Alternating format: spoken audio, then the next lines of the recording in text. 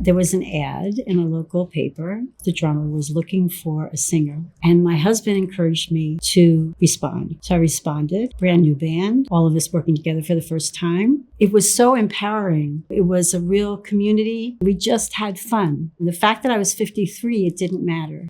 Welcome back, ladies, to my Fierce Aging series, where we celebrate age, we celebrate women. And today we're featuring Pam. She's 75 years old. She became a rock singer at 53. She went through breast cancer, and at 75, she's reinventing herself. I'm so excited to introduce you to Pam. Are you ready? Let's get this beauty started.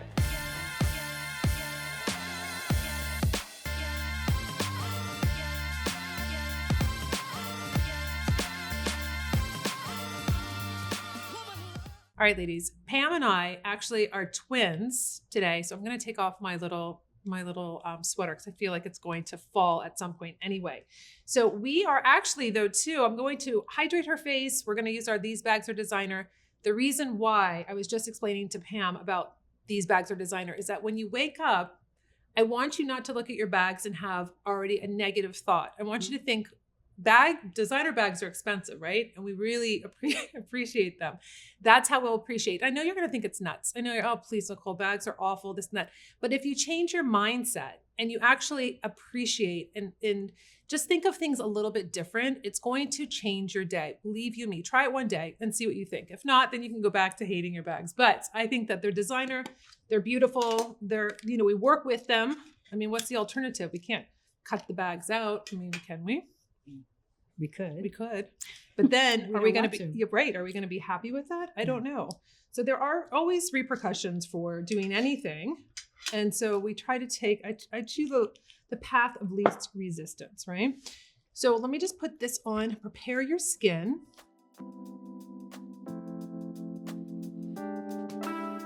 So I just put it on. I don't work it all the way into the eyes because you can put it on almost like a little mask, and then I'll take off one of my silicone pads. You can use these over and over and over again. Just take care of them, wash them with warm water, let them dry 100% before you put them back in their little tin.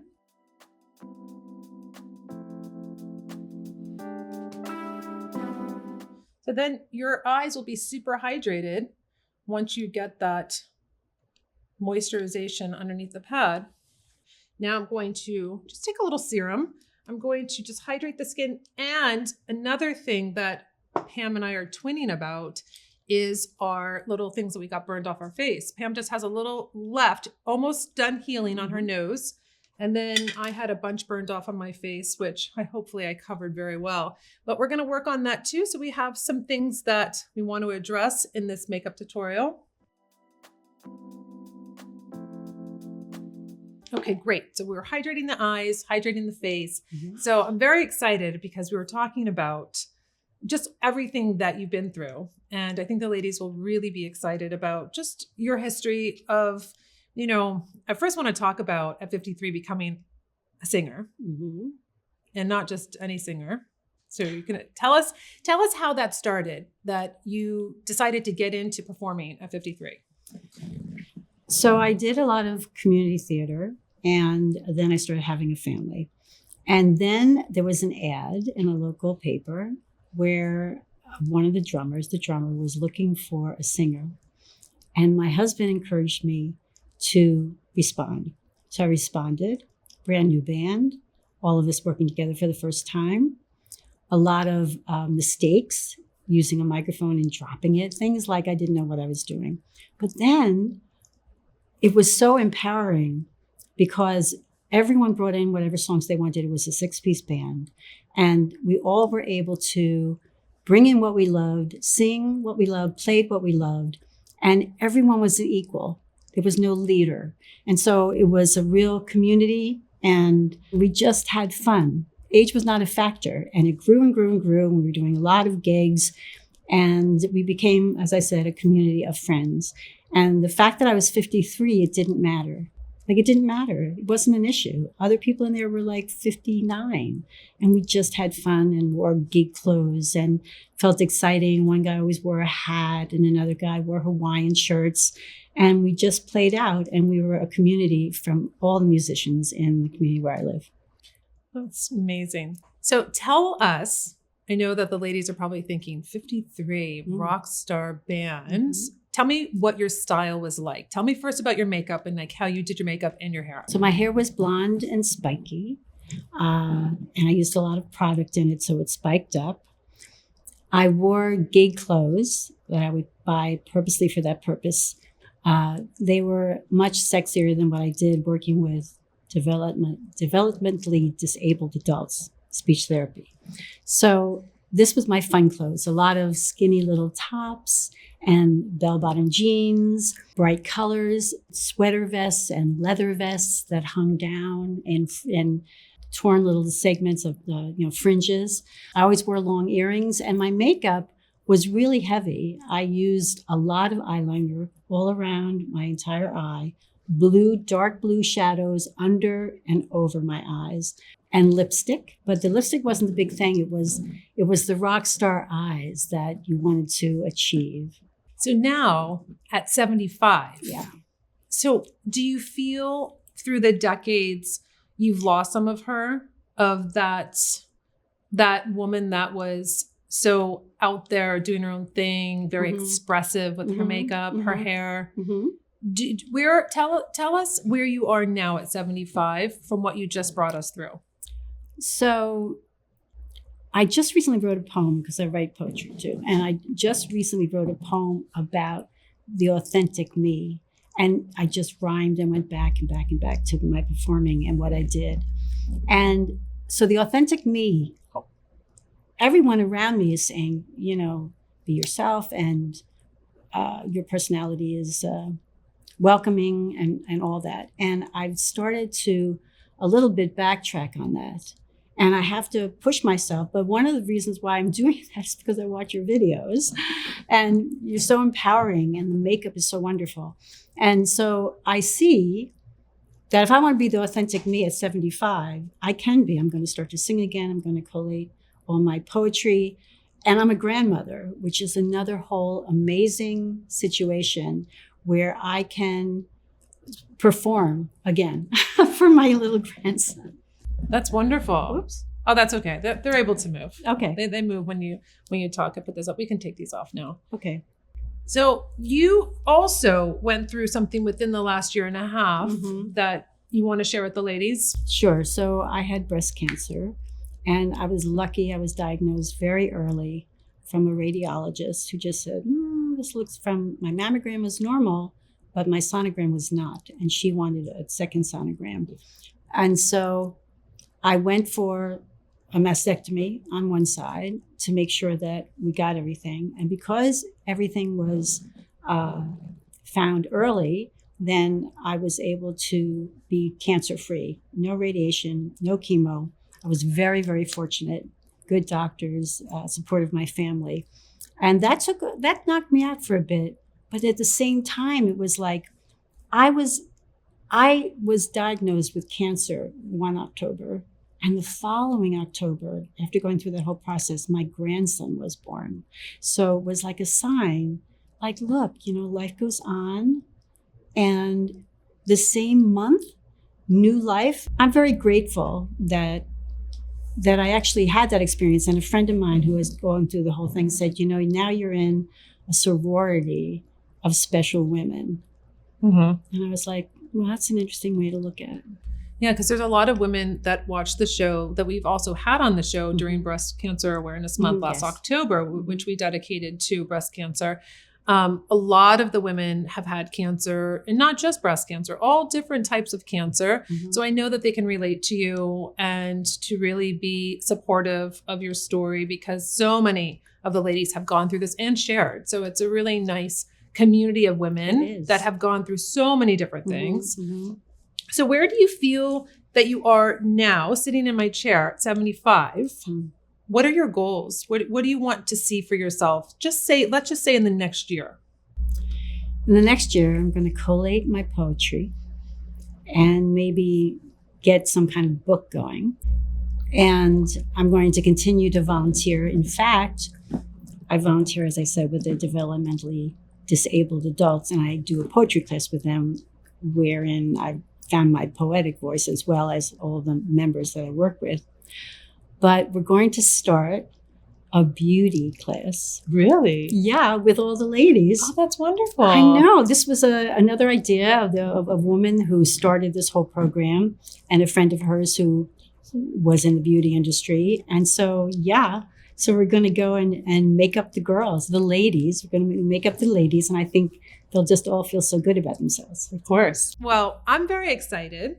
I love the fact that our guest has been really adventurous in her life, and she's sharing that with us today. And so I picked out the best products with the names, because you know I name everything for a feeling, Yes. a thought when you Mhm. pick it up. So Mhm. we're going to be doing, it's so perfect. I'm going to be doing Rewrite the Rules, because I think Pam rewrote the rules for herself at 53 when she's decided to get on stage. And then now at 75, she's rewriting the rules again. She's going to be doing all of these things that she's really passionate about, and not sitting on the sidelines saying, well, it's too late, or I'm 75, or what's the point? No, we're getting back into the game. I have Actually I Can. And I think that I was just telling the girls in the office, I said, you know, Actually I Can is such a beautiful color that I always pick for my ladies in their 70s.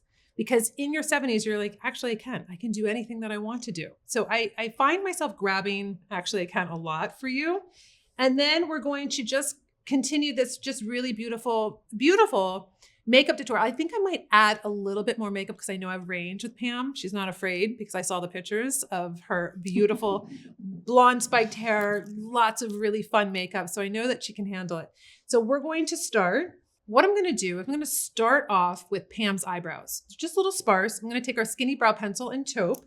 And I don't need the brow stencils today because she does have hair. They're just a little fine. And we have some grays. So we'll use our brow mascara and we'll get all of those brows covered that are gray. So basically, I'm just following her brows. So you can see nice wispy strokes just like this. I just want to color that hair, or actually I want to color the skin underneath the hair so she has a really defined brow.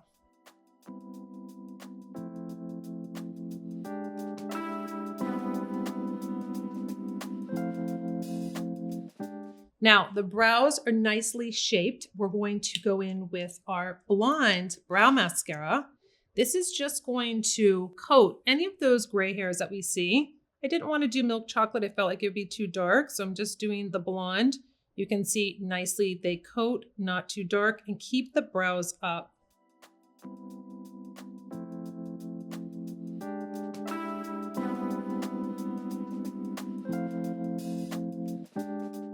I want to prime Pam's lips with the Rose Lip Balm first. I want her lips to be nice and hydrated when I get to her lips. We are going to start off with the eye primer. This is my first step always. I always do eyes first. I'm just going to take my concealer brush.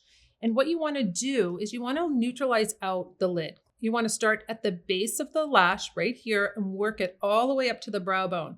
So you can see just by placing it just like this straight up, you can see how dark the sides are. And that just happens with age. We all have it. You want to neutralize out this because you don't want to put your eyeshadow on over the pigmentation. You're never going to get this beautiful look to the eye if you're mixing it in with all the redness, blues, grays.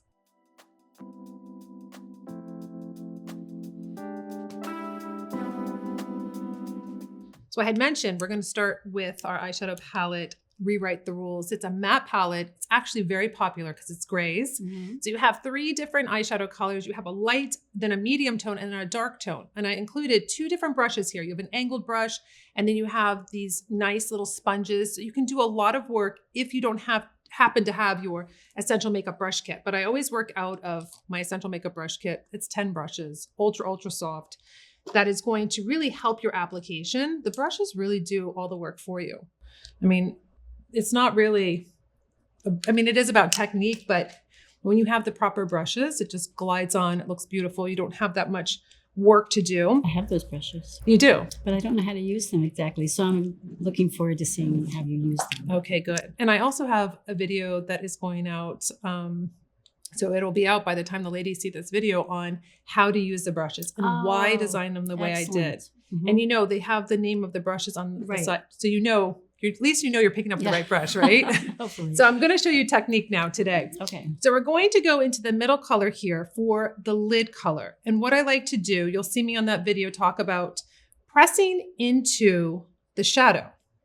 Because a lot of women do this and swirl it and it goes all over the place. It's much more intentional with the product. You don't have a lot of fallout. That's something that I really wanted you not to have when you're using my eyeshadow palette. Talc-free, gluten-free, ultra silky. So we're going to go right to the lid, right in the middle. And you can see I'm pressing it into the eye. I really want this shadow to be where I place it. I'm not going back and forth like this, not swirling all around. I'm being very intentional. So I know exactly what I'm doing. I'm not getting it, it's not getting out of hand because I know this is where I want it. I want it right here. If I want more, I can add more, but at least I am being able to control the shadow.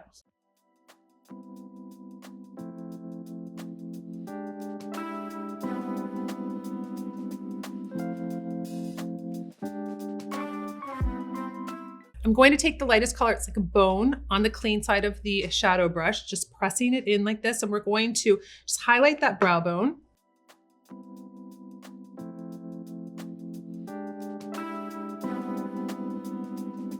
I'm going to take the darkest color to do the definition. Now you can see that I left this area here.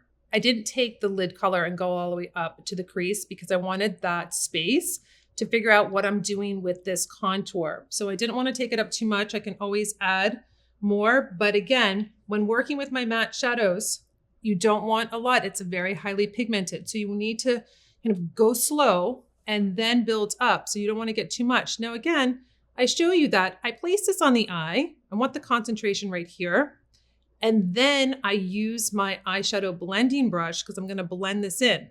But I want it all there. I don't want to take it all up here. It's going to be too much. You just take it right here. You're almost like a little arrow. And then on this side, same thing. The arrow goes this way towards your ear. So I'm going to just add it just like this. Again, don't worry that it's too much. You have to trust this process. I know a lot of people say that on makeup tutorials, but you really do. You really have to trust what you're doing, and it's going to come together. And if you're not experimenting, you're not doing the work. You have to experiment. And if it looks terrible, then it looks terrible. And you know, oh, wait, you know what? That was way too much. That was, okay, let me take it off, try again. That's the beauty of makeup. It's not permanent. It comes off. So what we're going to do, we're just going to swirl. This is the eyeshadow blending brush. We're going to swirl this pigment that was really nicely, densely put there. And we're going to this really nice kind of just pushing it towards the nose.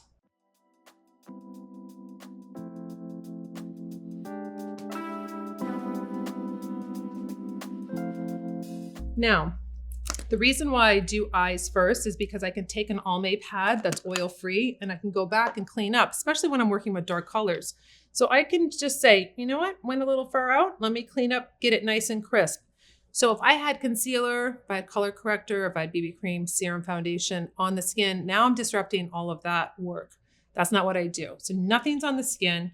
I'm just cleaning up so I can make sure that it's not dragging down the eye. It's right nice and crisp.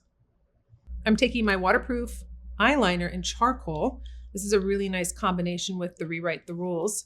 What I do is that I go right to the base of the lash. These are really nice and soft pencils. You're going to see you get a lot of payout with this pigment without pressing down on the lid that hard. The pencil literally glides on the skin.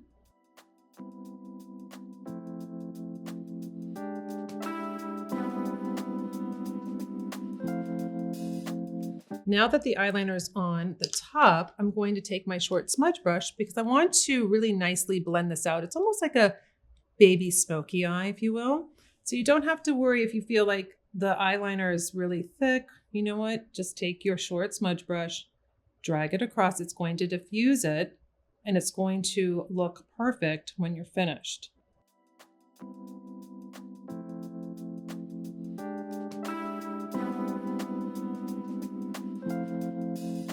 I decided not to put any eyeliner on the bottom lash right now. We'll check back and see if we feel like we want to do that. Now we're going to go in with our Volume Up mascara. This is a really wonderful mascara for all of those fine lashes, mature lashes, lashes that you think you don't have, but you do. You're going to see them with this wand. So this wand has little teeth on it, and it's going to be this comb. You're going to see, I'm just going to place her lashes on the comb, and it literally, you can see how it just grabs and lifts the lashes up. If I did it like this, you can see that's the strength of this wand with the little lashes. It's really getting to the root and giving you that lift. So you can see lashes with volume up on this eye, bringing out the lashes, darkening the lashes, beautiful, just really defining her blue eyes. And then you would think that she doesn't even have lashes when you see it without the mascara on. That's the beauty of it. It's lifting and lengthening your lashes. It's just absolutely beautiful.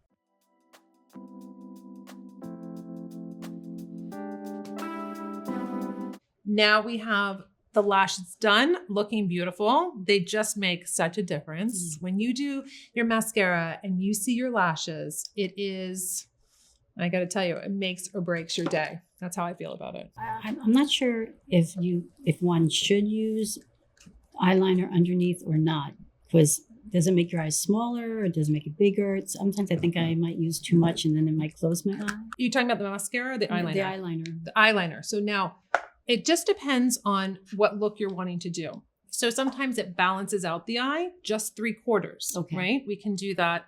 I'll do that now just so since we're talking about it, the ladies can see what we're talking about. I will take the charcoal. Again, charcoal, not black, softer on mature eyes, looks a little bit more realistic and not heavy. So what we can do is just to balance out, I'm going to do 3/4. And I just go right into the lashes, just like this. So don't worry that it's all squiggly like that. This is why I always tell you that you can always clean up. None of us really have that perfect steady hand, especially as you're aging. So it's no worries. That's why I have the smudge brush. You just go back in and you're going to see what I did is that I just did 3/4. So it balances the eye out. It's not making it heavy. I didn't line the inner waterline, which would close down the eye. So it's just going to balance it out, look a little bit more polished, a little bit more like it's a completed eye than if I left it naked. Now that's a really personal choice. If you want to not have liner on the bottom, it's fine. A lot of women ask me, you don't do mascara on the bottom. Why don't you do mascara? I just don't find it necessary unless I'm doing an evening event or I'm going to a black tie. I don't normally put mascara on the bottom. It's just a preference. It's not a rule. You want to do it, you can do it. But for me, I just find it to be that I don't need it. I want to really concentrate on my lashes being up.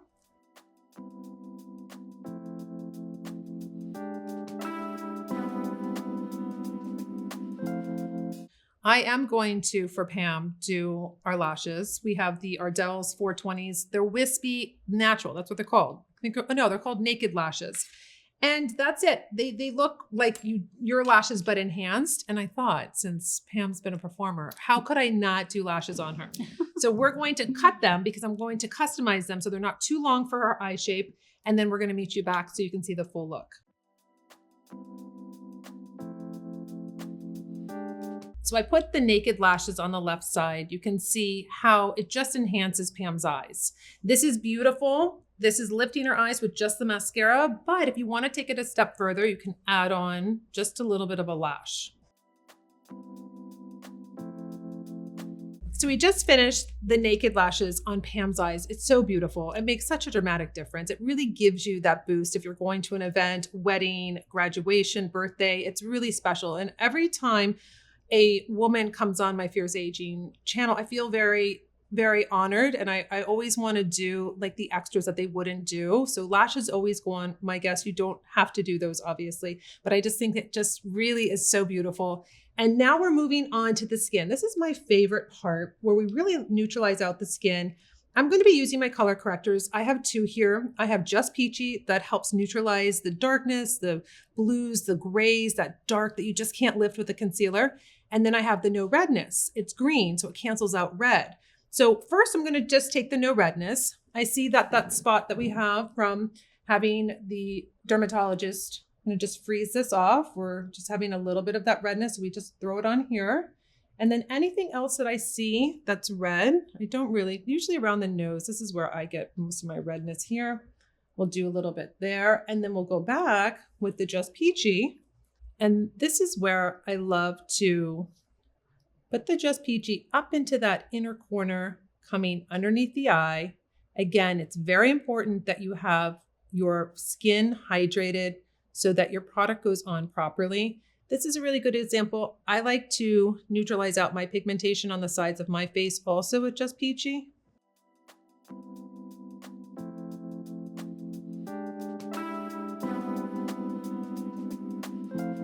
Just going to take my concealer brush and I'm going to work in the Just Peachy first.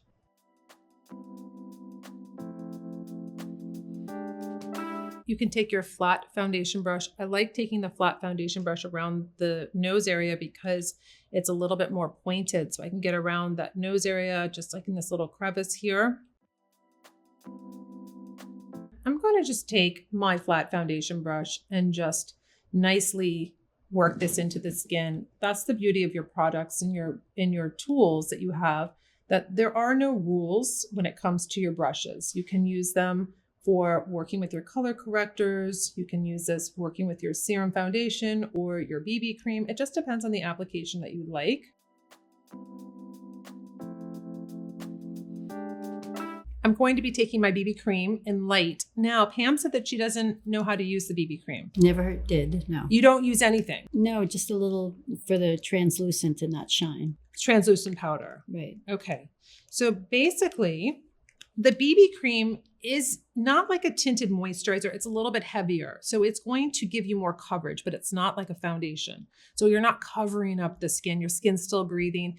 I formulated this to be semi-matte. So it's not glossy and greasy and feeling like it's going to move all day long. And it's not matte, matting out the skin feeling dry. It's somewhere in between, very nice and silky and smooth, but giving you this beautiful just complexion. That's what I wanted. I didn't want you to feel like you just put a mask on. We're really, less is more, but it's really up to you on how you apply your BB cream. You could build it up if you wanted to, or you can have a nice sheer wash. I'm using my foundation buffing brush. I've just worked it into the whole head of the brush.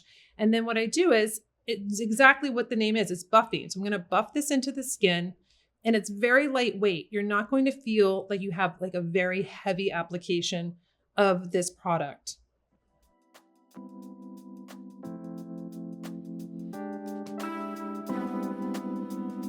I'm going to take our creamy concealer and I'm just going to spot treat. I want to just give a little bit of radiance here and here, just right in here, and then tiny bit at the end. We'll take our concealer brush and we will work this into those little bit of those darker areas. The reason why I added the concealer on the ends and in the inner corners because I wanted to concentrate the most there, and then she would get a little bit underneath. I didn't want to put too much product right there underneath. I wanted to go in right here, just nicely blend it in, taper it down, and then bring this up and out. I still have product on the brush though, so I can hit just the little areas that I think need a tiny bit more coverage. I'm going to take our Nikita Banana, our brightening powder, with our eyeshadow blending brush. We're going to just tap in just for that setting underneath the eyes. This will brighten the under eye. It'll set the area so you don't have to worry about it creasing.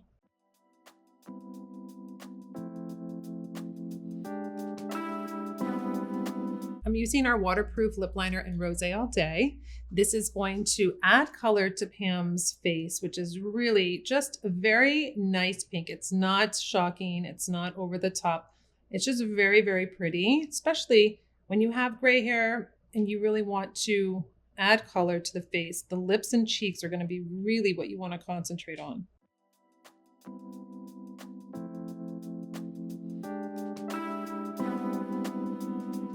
I'm taking our concealer lip brush. So you just pull this out and you have your lip brush, or you have your concealer brush on the other end. And then we're taking, actually I can, and we're going to apply this lipstick just right over the Rose All Day.